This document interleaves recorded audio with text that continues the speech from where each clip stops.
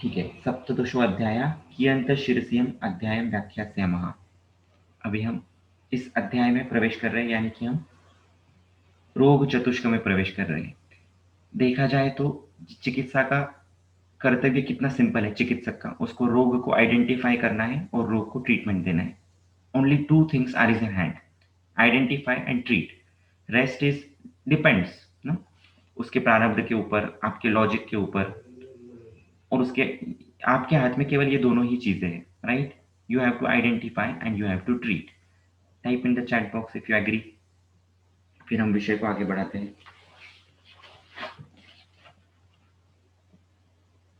Right, अभी मैं बार बार क्यों कहता हूँ कि हमें चरक के क्रम से जाना है, क्योंकि उनका क्रम इतना फैंटास्टिक है ना।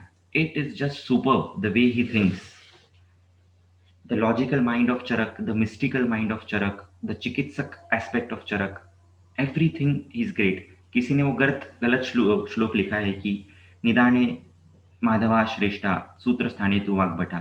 इट शुड बी निदाने चरकः श्रेष्ठः सूत्रस्थाने तु चरकः शारीरे च चिकित्सायां सर्वस्थानेषु चरकः। राइट और रॉन्ग? इज दिस एकांतवाद है मेरा ये, या वाकई में यही सच है? वाकई में यही सच है। वो श्लोक पता नहीं कैसा किसने लाया है। चरक से बढ़कर रियली कोई नहीं है। चरकस्तु चिकित्सिते जब हम बोलते हैं तो बिना सूत्र स्थान, निदान स्थान, शारीर स्थान समझे चिकित्सा में प्रयोग कर ही नहीं सकते हम, राइट? इसीलिए अब इस अध्याय को उस नजर से हम देखेंगे। ये रोग है, चिकित्सा का कर्तव्य क्या है कि रोगों को समझना, ये हमारा कर्तव्य है। हम प्रयोग किया है, हमने प्रवेश किया है, अभी हम समंदर में डुबकी मार रहे हैं। कौन से समंदर में? तो रोगों के समंदर में हम डुबकी मार रहे हैं। लेकिन हमारे पीछे अभी क्या है? बल है। बल है किसका? भेषज चतुष्क का, स्वस्थ चतुष्क का और निर्देश चतुष्क का, कल्पना चतुष्क का। इन चारों के एंगल्स हमारे पास अभी तैयार हैं। We have 4 spectacles inbuilt in us to see a particular disease now. अभी मान लीजिए कोई शिरो रोग का पेशेंट आपके पास आए, तो पहले आपको क्या क्या विजुअलाइज हो जाना चाहिए, या आपके सबकॉन्शियस माइंड में एक दवाई भेषज चतुष्क से आ जानी चाहिए, इम्प्रॉम्प्टू, बिना ज्यादा सोचे। भेषज चतुष्क से, स्वस्थ चतुष्क से उसका शिरोरोग ठीक हो जाए, इसलिए कौन कौन से उपक्रम करने चाहिए, ये आपके लिए क्लियर कट आ जाना चाहिए। भेषज चतुष्क से नासा ही शिरसो द्वारम। हर एक व्याधि की, हर एक व्याधि, कोई भी लो, फिर कुष्ठ लो, प्रमेह लो, कहीं ना कहीं प्रतिमर्शनस्य का रोल हो सकता है, ये आपको सोचना है। शिरोअभ्यंग का रोल हो सकता है, ये आपको सोचना है, राइट? क्योंकि शुरुआत ही शिरोरोग से कर रहे हैं, ध्यान रखिए, शुरुआत ही शिरोरोग से है। हम लोग हमेशा इस द्वंद्व में फंसे हुए हैं कि आयुर्वेद में शिरस्थ हृदय, उरस्थ हृदय, शिर को प्रधान माना है या नहीं, हृदय कहाँ पर रहता है, इंद्रिय कहाँ पर है। Lot of confusion is there, but they are very crystal clear. उन्होंने शिर को उत्तम अंग माना है। दिनचर्या की शुरुआत में इस उत्तम अंग की कफ के शोधन के लिए सब विधि बता दी गई है।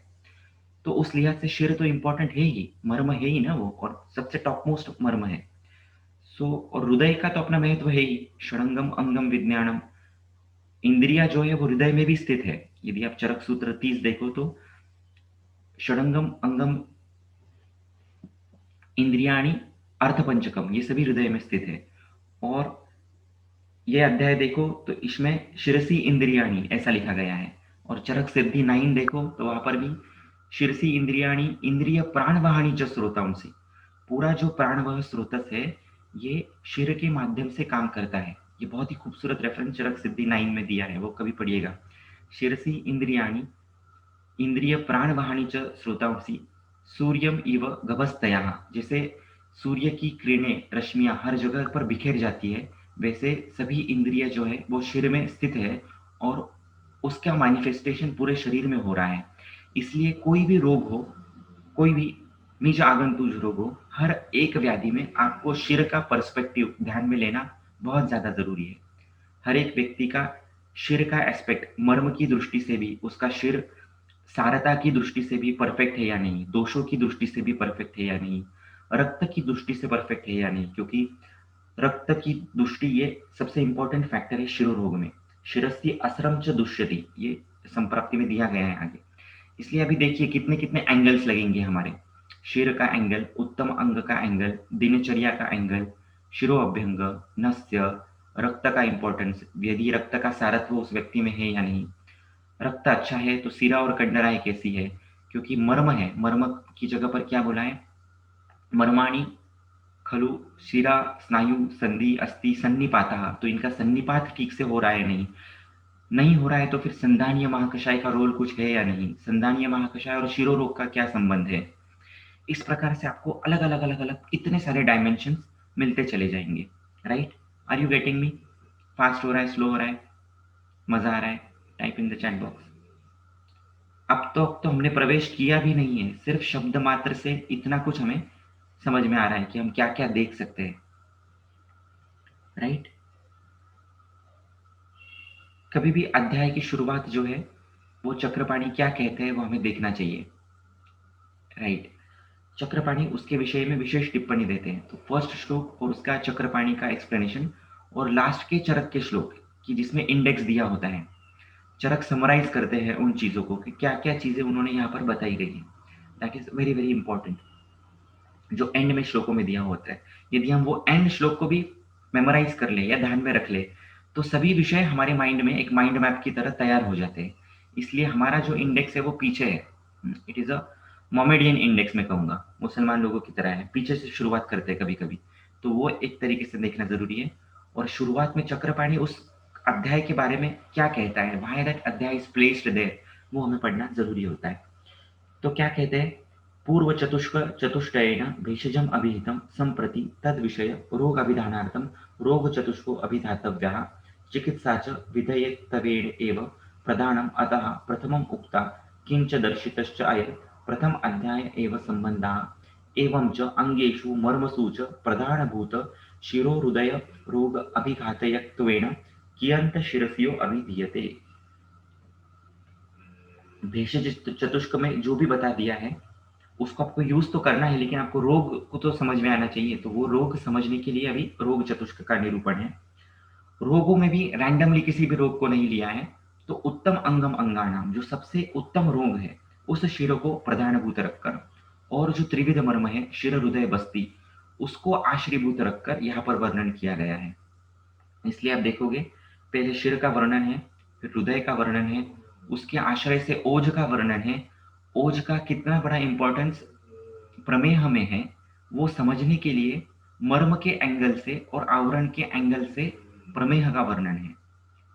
तो ये समझने वाली बात है कि कौन से पर्सपेक्टिव से वो चीज कह रहा है, ये समझना हमें बहुत ज्यादा जरूरी है। और फिर बाद में उसने कुछ विकल्प दे दिए है कि किस प्रकार से आपको दोष विकल्प को समझना है। ये एक अध्याय भी आपको समझ में आ जाए तो उसके हिसाब से आप बहुत सारे फॉर्मुलेशंस डिजाइन कर सकते हो।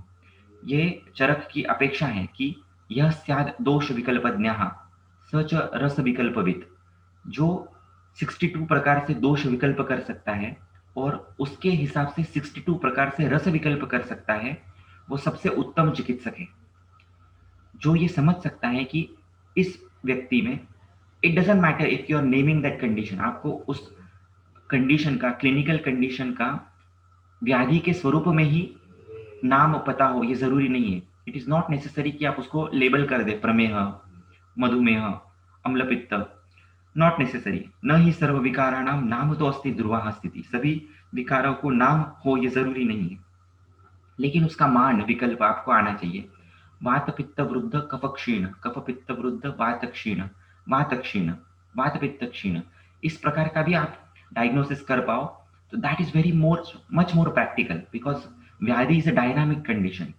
राइट, जब हम किसी चीज को अम्ल पित्त लेबल कर देते हैं तो हम खुद को बहुत ज्यादा रिस्ट्रिक्ट कर देते हैं हमारी सोच को, बिकॉज आप उसको अम्ल पित्त जब लेबल कर देते हो तब आगे आप बढ़ नहीं पाते हो, आप अम्ल पित्त के ही सोच से सोचना शुरू कर देते हो। लेकिन आप अम्ल पित्त के बाद यदि उसका थोड़ा सा और रिफाइन करके डायग्नोसिस कर दोगे कि ये अम्ल पित्त है, लेकिन फिलहाल इस ऋतु में, इस देश में या इस रुग्ण शरीर में अभी कंडीशन क्या है, तो वात पित्त वृद्ध कफ क्षीण, इस प्रकार की कंडीशन है। इस प्रकार का यदि आपका डायग्नोसिस हो जाए तो अपने आप क्या निकल के आएगा, वात पित्त वृद्ध कफ क्षीण, यानी लक्षण क्या है, क्या होने चाहिए। यू कैन इवन विजुअलाइज, या यू कैन इस अध्याय का रेफरेंस ले सकते हो कि वात बड़ा है, पित्त बड़ा है, कफ क्षीण है। उन्होंने उदाहरण के लिए लक्षण दे दिए हैं, भेद और दाह। ऐसा अम्ल पित्त का पेशेंट आपके पास आए हैं जिसके पास भेद है, गैस्ट्राइटिस जैसी कंडीशन है, वहां पर भेदन जैसी पीड़ा भी हो रही है और दाह भी हो रहा है, राइट। अम्ल पित्त डिजाइन हो गया है लेकिन आपको सूक्ष्म अवस्था पता चल गई, वात पित्त वृद्ध कफ क्षीण। अभी आपका कर्तव्य क्या है? एग्जैक्टली अपोजिट कंडीशन निर्माण करना, यानी कि वात पित्त क्षीण करना है और कफ को बढ़ाना है। अभी कफ को बढ़ाने वाले रस कौन से हैं? तो मधुर अम्ल लवण रस है, राइट। अभी ये कफ को बढ़ाने वाले मधुर अम्ल लवण रस है, लेकिन हमें करना क्या है? वात पित्त को क्षीण भी करना है। तो मधुर रस के वात का क्षीण होगा और पित्त का भी क्षीण होगा, लेकिन अम्ल लवण रस का क्या होगा? अम्ल लवण रस पित्त प्रकोपक है, इसलिए हम उसको नहीं ले सकते। इसलिए अभी हमारी कल्पना क्या होगी? हम कट डाउन करते करते सिर्फ मधुर रस तक आए। अभी ये अम्ल पित्त के पेशेंट में जिसमें दाह शूल प्रधान कंडीशन है, भेद की कंडीशन है, इसको मधुर रस ही देना बहुत ज्यादा जरूरी है। इस कंक्लूजन तक हम बेसिकली आ गए। ये कहाँ से आ गए? अगेन हमने सबकॉन्शियसली यूज किया है फर्स्ट अध्याय का सिद्धांत, सामान्यंच विशेषेंच गुणान द्रव्याणि कर्मच। सामान्य विशेष समझा, गुण समझे। अभी गुण समझा यानी कि रस समझा। अभी हमारा कर्तव्य है द्रव्य और कर्म को समझना। तो पहले कभी भी क्या आता है? गुण आता है, और उसके बाद द्रव्य इज सेकेंडरी। गुण यदि आपको समझ में आ जाए, यदि आपको समझ में आ जाए कि मधुर रस यूज करना है, तो आप यष्टि यूज करो या खंड शर्करा यूज करो, दोनों से रिजल्ट आने वाला है, राइट, क्योंकि गुण प्रधान है। लेकिन उसको यदि हम द्रव्य गामित्व का विचार दे दे, संप्राप्ति का विचार दे दे, तो उसमें और रिजल्ट फास्ट स्पीड से आएंगे, है ना। यष्टि देने वाला भी सक्सेसफुल होने वाला है और शर्करा देने वाला भी सक्सेसफुल होने वाला है, क्योंकि उसको ये भेद समझा है। अभी जिसको और सूक्ष्म भेद समझा है वो क्या करेगा? वो अभी ये सोचेगा, अरे इसको अम्ल पित्त है, भेद दाह की कंडीशन है, शूल प्राधान्य है, तो मुझे ऐसा कुछ तो मधुर रस का यूज करना चाहिए जिसकी फलश्रुति में शूल प्रशमन है, जो वात पित्त वृद्धि की कंडीशन में दिया जा सकता है, जिससे सम्यक कफ का परिवर्धन हो। इस पेशेंट में निराम अवस्था है, ये निराम वात पित्तज कंडीशन है। तो अभी मधुर रस का मैं क्या यूज करूं? तो क्या यूज करोगे आप? यदि मैं आपसे पूछूं तो ऐसा कोई पेशेंट आ जाए आपके पास, then what are you going to use? कौन सा द्रव्य यूज करोगे? है ना, ये विकल्पना जितनी अपनी परफेक्ट होगी उतना कम से कम मात्रा में वो द्रव्य काम करेगा। मात्रा भी कम लगेगी और द्रव्य भी कम लगेंगे। ये नहीं कि अम्ल पित्त हो गया और सूत शेखर दे दिया, सुवर्ण सूत शेखर दे दिया, कामधुता दे दी। We have to refine our thinking. अच्छा, बीबी तक कहाँ से आया? बीबी तक का लॉजिक नहीं समझा, बताइए मुझे। बताइए बताइए, वेरी नाइस। ऐसे out of the box answers आने चाहिए। चैट बॉक्स में टाइप कीजिए या अनम्यूट करके बताइए। वेरी नाइस, दीपिका मैम का बहुत पसंद आया। घृत, मैंने बहुत बार बोला था पहला द्रव्य आना चाहिए घृत, मधुर रस का सबसे उत्तम द्रव्य, निराम अवस्था में यूज किया जाने वाला, वात पित्तोत्तर कंडीशन, कफ क्षीण कंडीशन। इस पेशेंट को यदि आप घृत दे दो तो काम ही हो जाएगा, है ना। अमलकिका के भी घृत दे सकते, लेकिन हमने अभी विकल्प से हम मधुर रस तक पहुंचे, और सूक्ष्मता से विचार करेंगे तो शायद अम्ल रस भी आएगा। लेकिन अभी तक का जो हमने विकल्प किया है उसके लिए मधुर रस से हमें बाहर नहीं हटना है, बाकी के द्रव्य आने नहीं चाहिए अभी दूसरे रस के। मधुर रस आमाशयगामी या वात पित्त शमन कफ वर्धन करने वाले, और जिसका क्षेत्र अम्ल पित्त जैसा है, ऐसा और कौन कौन से द्रव्य हो सकते हैं? अभी आज आप द्रव्य गुण देख के ढूंढ के निकालिएगा। मधुर स्कंद निकालना है बागभट का या तो चरक का, और उसमें से एक एक द्रव्य को देखकर फिर भाव प्रकाश में जाना है और वहां पर देखना है कहाँ वहां पर दाह भेद शूल इस प्रकार का कंडीशन आई हुई है।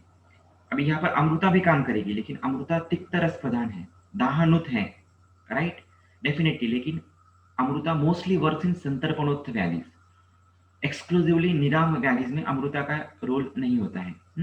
तो यहाँ पर अमृता यूज नहीं करनी है, ये भी एक विकल्प हमें सामने आएगा। Yes, so sky is the limit of thinking. तो इस प्रकार से आप ये सोच इस अध्याय से लीजिए। Okay, so this is a very beautiful thing to learn from this अध्याय की किस प्रकार से दोष विकल्प और रस विकल्प करना चाहिए। दूसरा, नस्य का रोल। हर एक व्याधि में आपको नस्य सोचना ही सोचना है, नासा ही शीर्षो द्वारम। कोई भी पेशेंट आ जाए, कुष्ठ का आ जाए, कहीं से भी आ जाए, शिर प्रधान मर्म है, शिर का कहीं ना कहीं रिलेशन है कौन से ना कौन से व्याधि में। हम्म? क्योंकि प्राणवाहिनी जो स्रोताओं से वो मैंने आपको रेफरेंस बताया, तो आपको क्या करना है, जो भी कोई व्याधि है तो उस व्याधि के सापेक्ष सिद्ध तेल या सिद्ध चूर्ण, या तो आपको उसको प्रदमन के स्वरूप में या सिद्ध स्नेह के रूप में आपको उसको नस्य प्रतिमर्श के स्वरूप में उसको यूज करना है, क्योंकि ये यहाँ पर हम स्वस्थ चतुष्क भी यूज करेंगे। अभी आपका ये आज का होमवर्क रहेगा या टास्क रहेगा कि शिरोरोग या शिरशूल या शिरोव्याधि, इसको मद्देनजर रखते हुए, इसको central line, theme of line रखते हुए, आप कौन कौन से द्रव्य आपके सामने आते हैं, कौन कौन सी कंसेप्ट आपके सामने आती है, कौन कौन से रस गुण महाभूत आपके सामने आते हैं, इस प्रकार का आप माइंड मैप बना सकते हैं। जैसे शिरो रोग लिया तो शिरो आर्तिनुत, ये कौन से द्रव्य की फलश्रुति है, तो ये भृंगराज की फलश्रुति है। राइट, ऐसे अनेक द्रव्य जो शिरो प्रदेश में काम कर रहे हैं। सोचिए यदि ये हमारा तैयार हो जाए कि शिरो प्रदेश पे काम करने वाले स्पेसिफिक द्रव्य कौन से हैं। गुण तो हमें समझ में आ ही जाएंगे, लेकिन द्रव्यगामित्व यदि पता चल जाए तो और बहुत ज्यादा स्पेसिफिसिटी आ जाएगी। पेशेंट आपके पास आया है प्रमेह का और साथ में अम्ल पित्त भी है, तो इन दोनों को कॉमन और शिरोरोग पे काम करने वाला ऐसा हम उसको नस्य भी देंगे और साइड में ये भी ट्रीटमेंट चालू रखेंगे। तो इनडायरेक्टली देखिए हम कैसे कैसे एक एक चतुष्क को इसमें ढालते जा रहे हैं। इसमें निर्देश चतुष्क को फिर से नहीं भूलना है। प्रधानम अत्र विषकम, पेशेंट आएगा कुष्ठ के का आपके पास और आप उसको दोगे नस से, वो बोलेगा सर आप ये क्या पागलपन कर रहे हो, मेरा स्किन डिजीज है, मुझे स्किन से ठीक कीजिए, ये मत दीजिए आप कुछ भी मुझे। यहाँ पे ये भूलना नहीं है, प्रधान कौन है, भीषक प्रधान है। आप रुग्णों की नहीं सुनेंगे, रुग्ण आपकी सुनेगा। निर्देश कार्यत्व आतुर गुणाना, वो आतुर का गुण है आपका सुनना। सो आप उसको कितना कन्विंस करके वो नस से दे रहे हो, उसके ऊपर वो प्लेसिबो से एक्ट करेगा और आपके सिद्धांत के हिसाब से भी काम करेगा। इसलिए कन्विंसिंग पावर आपको देना है कि यस, किस प्रकार से मनोमय कोश या विज्ञानमय कोश का संबंध है आपकी बीमारी से और किस प्रकार से ये नस्य संप्राप्ति भेद करने वाला है, इस प्रकार का आपको उसको समझाते आना चाहिए। ओके, अब तक समझ में आ रहा है? Is it fine up till now? Please type in the chat box. अभी इस अध्याय में बहुत मजा आएगा आपको। अभी आप इसको इस एंगल से पढ़ोगे तो आपको हेतु भी दिखना शुरू हो जाएगा, द्रव्य भी दिखेंगे, कल्प भी दिखेंगे, बहुत कुछ चीजें दिखेंगी। और ये विकल्प भी आप homework, not a compulsory task, लेकिन आप यदि चाहते हो तो ये प्रैक्टिस में बहुत हेल्पफुल है। इन्होंने 12 विकल्प दिए हैं, ऐसे 62 विकल्प हो सकते हैं, लेकिन उन्होंने आविष्कृततम ऐसे विकल्प दिए हैं। उस टाइम में जो मोस्ट कॉमनेस्ट कंडीशंस दिखा करती थी उस प्रकार से दिया है। वात पित्त वृद्ध कफ क्षीण, कफ पित्त वृद्ध वात क्षीण। तो इस प्रकार का आप आपके लिए सिंप्लीफाई करके डायग्राम्स के थ्रू ऐसी कंडीशंस लिख सकते हैं। वात पित्त बढ़ा हुआ है तो आपको क्या करना है, लक्षण क्या होंगे, दाह और शूल, फिर दाहनुत शूलनुत, ऐसा आप क्या यूज कर सकते हो। इस प्रकार के बहुत सारे परम्यूटेशन कॉम्बिनेशंस इस दोष भेद से, दोष विकल्प से बना सकते हैं। श्लोक नंबर 62 देखिए। दोषा प्रवृद्धा स्वम लिंगम दर्शयन्ति यथा बनम, क्षीणा जहति लिंगम स्वम समाह स्वम कर्म कुर्वते। यहाँ पर चक्रपाणी का बहुत इंपॉर्टेंट एक्सप्लेनेशन दिया है कि वृद्ध दोष ही व्याधिकारी होते हैं। क्षीण दोष अपने लक्षण कम हो जाते हैं, लक्षण दिखते हैं उनमें, लेकिन वो व्याधि कर्तृत्व उनमें नहीं है। वो जो लक्षण दिखेंगे वो भी व्याधि स्वरूप है, लेकिन जिसको हम एक्चुअल में व्याधि कहते हैं, दोष दुष्य सम्मूर्छना स्वरूप का, उस स्वरूप का फंक्शन क्षीण दोष में नहीं होता है। तो एक अंदनकर शास्त्री करके गुरु जी होकर गए हैं, उनकी एक बहुत बड़ी किताब है क्षीण दोषाचे विकार। उनका एक ऐसा कंसेप्ट था कि क्षीण दोषों से भी विकार होते हैं। वो पक्षवद के पेशेंट को वातक्षय समझकर वासाघृत से या तिक्त रसात्मक वासा से, वातकृत वासा से पक्षवद के पेशेंट ट्रीट किया करते थे। सो एनीवेज वो बहुत ही कॉम्प्लिकेटेड भी बुक है, बहुत बड़ी बुक है जिसमें क्षीण दोषों पर चर्चा है। लेकिन यहाँ पर चक्रपाणी का क्लियर कट एक्सप्लेनेशन है कि क्षीण दोषों से व्याधि नहीं होते, लक्षण जरूर दिखाता है, लेकिन लिंग व्यतिरिक्तम विकार कर्तृत्व नास्ति, उसको विकार कर्तृत्व नहीं है। यतो वृद्धा उन्मार्गगामिनो दोषा दुष्यं दूषयन्तो ज्वरादीन कुर्वन्ति न क्षीणाः। जिस प्रकार से वृद्ध दोष, उन्मार्गगामी दोष यानी कि अपनी जो गति जिनकी बिगड़ चुकी है, ऐसे दोष उन्हें ही उन्मार्गगामी कहा गया है। ऐसे वृद्ध उन्मार्गगामी दोष ही दुष्य को जुड़कर, दुष्य से प्रभावित होकर ज्वरादि रोगों की निर्मिति करते हैं। क्षीण दोष व्याधि की निर्मिति करते नहीं है। क्षीण दोष केवल अपने लिंगों को दिखाते हैं, लक्षणों को दिखाते हैं। जैसे लिंगम क्षीणे अनिलस्य अंगस्य सादाः अल्पभाषिते हितम। कोई अंग साध लेकर आता है वातक्षय के कारण, तो अंग साध ये लक्षण है, ये व्याधि हम उसे नहीं कहेंगे यदि वातक्षय के कारण हो रहा है तो, है। इस प्रकार से उसको समझना है। अभी रक्त को भी यहाँ पर भूलना नहीं है, रक्त को बहुत ज्यादा इंपॉर्टेंट दिया गया है। 17 अध्याय है, शुरुआत है रोग चतुष्क का, और शिरो रोग में रक्त ये इंपॉर्टेंट दृश्य है, इसको मत भूलिए। इसलिए रक्त सारत्व उस व्यक्ति में है या नहीं, ये हमेशा आपको ध्यान में देखना है। इसलिए आज रक्त सारत्व का आप श्लोक देखेंगे, पढ़ेंगे, समझेंगे कि रक्त सारत्व मतलब क्या है, उसको पेशेंट में कैसे समझें, रक्त सारत्व को किस प्रकार से बढ़ाया जाए। फिर से स्वस्थ हमारा जो लास्ट कल्पना चतुष्क का स्वभाव परमवाद है, लास्ट शोक चिकित्सा प्राभृत इस विषय में है। तो सच्चा चिकित्सा प्राभृत कौन है? जो सम्यक धातु साम्य की परंपरा निर्माण करता है, जो दोषों को, दुष्यों को भेद करना उसका कर्तव्य है, लेकिन उसका कर्तव्य उससे भी ज्यादा क्या है, जो पॉजिटिव हेतु सप्लाई करता है धातु साम्य निर्मिति के। तो यदि आपको रक्त सारत्व समझ में आ जाए, तो उसका रक्त सार बढ़ाने के लिए आप क्या क्या कर सकते हो, ये आपके सामने एक विकल्प आना शुरू हो जाएगा। फिर स्वस्थ चतुष्क से आप उसको मनुका दोगे, उसको उदावर्त न हो इसलिए आप उसको यव दोगे। उदावर्त कैसे शिरो रोगों में कारणीभूत है, इसलिए आप उसको फिर से उदावर्त हर, ये मनुका का फलश्रुति में दिया गया है। इस प्रकार से आपको कनेक्शंस इस्टेब्लिश होना शुरू हो जाएंगे। अगेन ऐसे अगेन एंड अगेन द्रव्य आर रियली सेकेंडरी। आपको ये कंसेप्ट समझ में आ जाए तो आगे के लॉजिक्स आपका माइंड अपने आप बनाने वाला है। इसलिए फोकस ऑन सूत्र स्थान फर्स्ट। इसमें इतनी ब्यूटीफुल चीजें हैं कि ये सच में it's great mathematics, logics and mysticism, सब कुछ छुपा हुआ है इसमें। अच्छा, यहाँ पर ओज का भी वर्णन कर दिया है। अभी ओज का वर्णन क्यों कर दिया है यहाँ पर, है ना? यदि आप वो 3 विकल्पों का श्लोक देखो एक बार, तो बहुत ही ब्यूटीफुल है।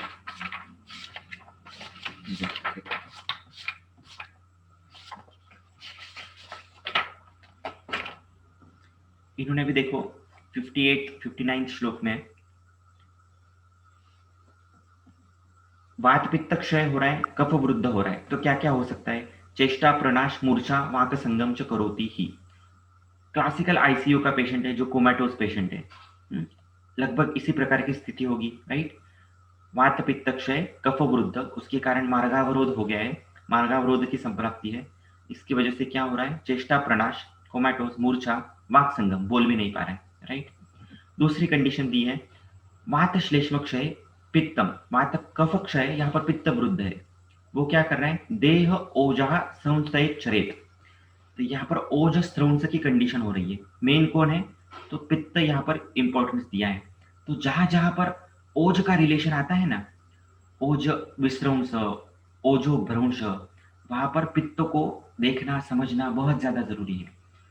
पित्त को ओजकृत कहा गया है। कौन से पित्त को ओजकृत कहा गया है, कौन बताएगा? पाचक, रंजक, साधक, प्राजक, आलोचक, और किसने कहा है ओजकृत? राइट, वो सोचिए तब तक। Very nice, Shriba ma'am, perfect perfect. किसने कहा है, कौन से अध्याय में कहा है?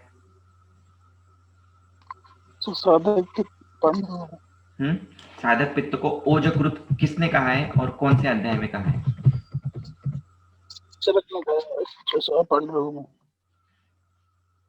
साधक पित्त को डलन कहते हैं या सुश्रुत कहते हैं। सुश्रुत सूत्र 15 की यदि आप टीका पढ़ो तो उसमें दिया है कि साधक पित्त ये ओजकृत है, यानी का सम्यक ओज निर्मिति में कहीं ना कहीं साधक पित्त रिस्पॉन्सिबल है।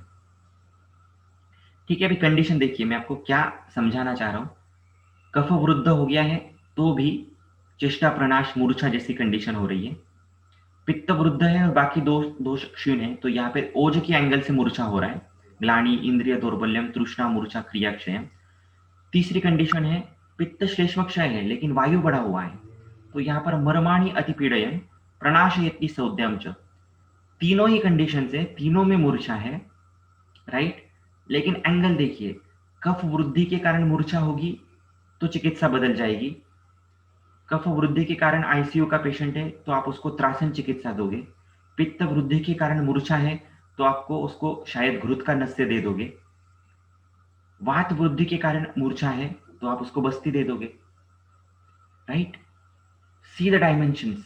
सिर्फ ये एक विकल्प समझने मात्र से आपको एक अलग दिशा सोचने की मिल जाती है। Are you getting me? कुछ पूछना है तो पूछ सकते हो। जो कोई बिना पढ़े अध्याय आ रहे हैं पढ़ने के लिए तो उनको एक बार बता दूं, यदि आप पढ़ के आते हो तो समझना बहुत इजी हो जाएगा। अगले दिन एक 10 मिनट सिर्फ उस अध्याय को देख लेना कि क्या क्या है उसमें। यस, किसी को कुछ बोलना है? से रिपीट कीजिए। ये आप कंडीशंस तीनों एक बार पढ़िएगा फिर से, 58, 59, 60। इन्होंने विकल्प दिया हुआ है यहाँ पर कि दो दोष बढ़े हुए एक क्षीण है, तो क्या क्या हो रहा है। तो यहाँ पर इन्होंने परम विकल्प की संकल्पना रखी है कि कफ बहुत ज्यादा वृद्ध है और वात पित्त क्षय है तो एक्सट्रीम कंडीशन होने वाली है, चेष्टानाश, मूर्छा, वाक संग।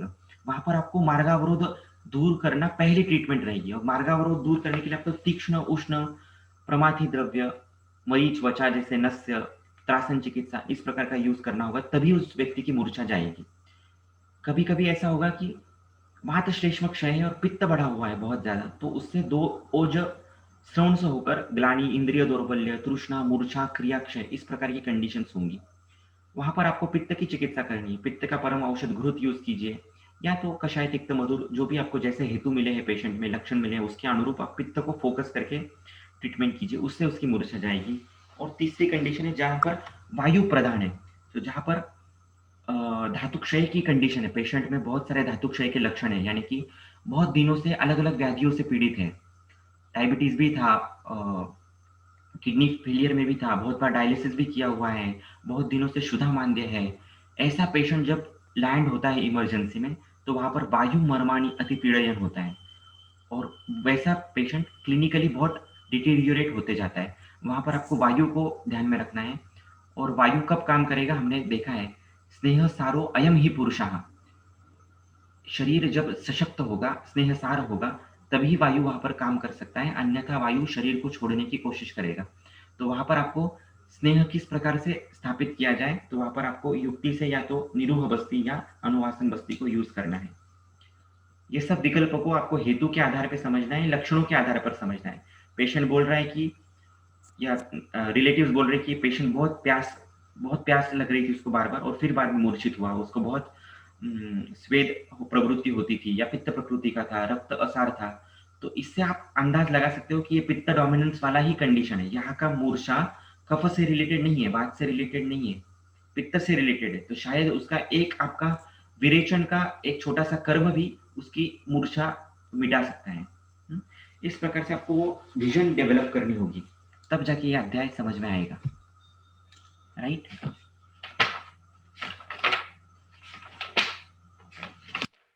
इसीलिए यहाँ पर ओज का वर्णन है, यहाँ पर प्रमेय का वर्णन भी है तो आवरण की दृष्टि से और ओज की दृष्टि से वर्णन है। ओज का भी वर्णन कैसे है, प्रथमे शरीरे प्रथमम जायते ही ओजाः शरीरे अस्मिन् शरीरिणा, इस प्रकार का वर्णन यहाँ पर किया गया है श्लोक नंबर 74 में। यानी कि शरीर में पहली निर्मित किसकी हो रही है, तो ओज की हो रही है। शरीर में सबसे उत्तम अंग कौन सा है, तो शिर है। सुषुम्ना कहाँ पर स्थित है, या नाड़ियों की निर्मित कहाँ से हो रही है, तो सुषुम्ना से, शिर से हो रही है, ब्रह्मा मैम ने बताया था। तो शिर किस प्रकार से इंपॉर्टेंट है, फिर ओज किस प्रकार से इंपॉर्टेंट है, फिर हृदय किस प्रकार से इंपॉर्टेंट है, क्योंकि हृदय तो साक्षात ओज का स्थान है। और फिर किस प्रकार से अलग अलग बस्ती के थ्रू संप्राप्ति हो सकती है, वहां पर ओज का क्या रोल है, कैसे अलग अलग एंड स्टेज ऑर्गन फेलियर में आदमी जाता है, आदमी बाद में कैसे किडनी फेलियर होती है, किस प्रकार से शुरुआत जो है ये ऑर्गन फेलियर की लंग डैमेज से, respiratory damage, cardiac damage, liver damage, और बाद में किडनी डैमेज से एंड होता है जनरली पेशेंट का। इस प्रकार का भी एक चित्र जो हमें अभी फिलहाल दिख रहा है, उस प्रकार का भी लिंकेज जो है वो इस अध्याय से है। यदि इस अध्याय को सिर्फ लिंकेज के हिसाब से भी पढ़ो ना तो बहुत सारी चीजें अलग अलग दिखना शुरू हो जाएगा,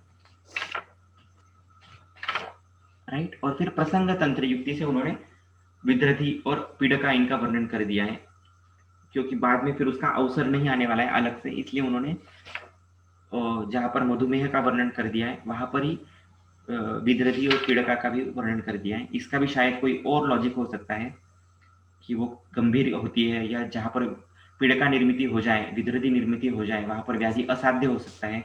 इस प्रकार का शायद उनको बताना होगा, इसलिए वहां पर ये बता दिया गया है। फिर श्लोक नंबर 101, ये भी बहुत इंपॉर्टेंट है।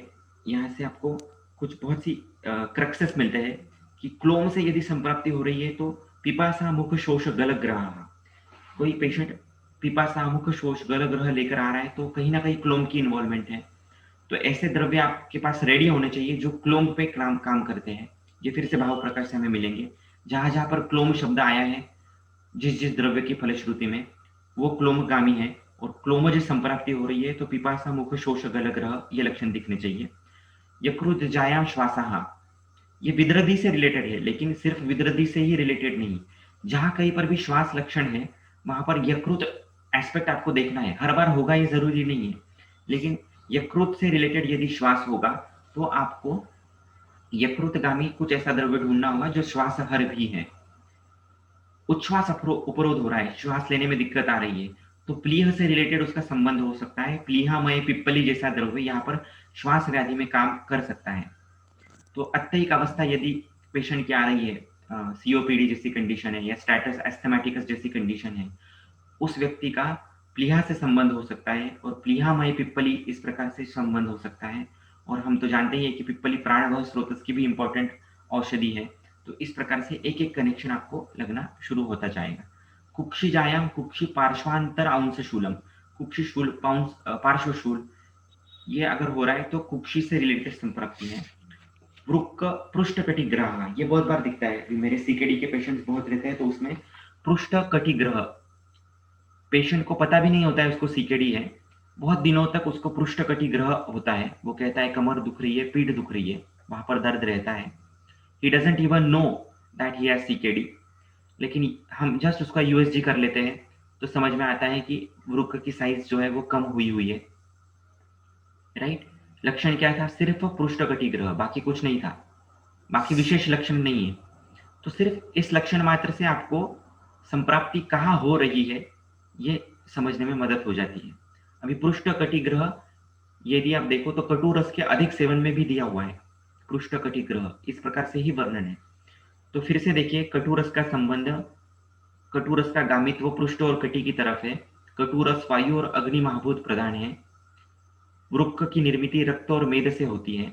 रक्त और मेद में कॉमन थ्रेड है स्नेह गुण, रक्त का ईषत स्निग्धत्व और मेद का प्रबुद्ध स्निग्धत्व।